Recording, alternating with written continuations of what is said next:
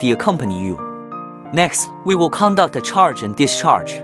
Test to verify the experimental results. Connect the positive and negative terminals. Then turn on the detection instrument switch.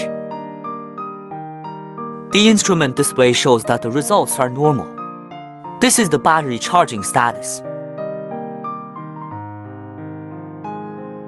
It's well known.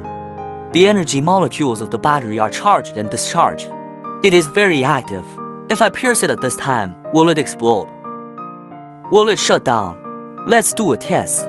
Let's do it first. Charging status. Intersperse the battery charging status.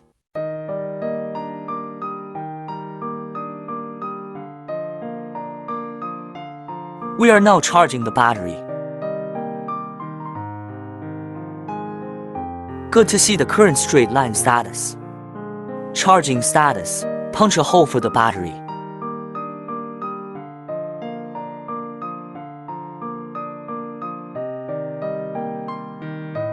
It can still be charged continuously. No problem. Did you see that I just punched a hole in it while it was charging? There is no problem. The battery does not produce any sparks or smoke. Very safe. So what should we do after we charge it?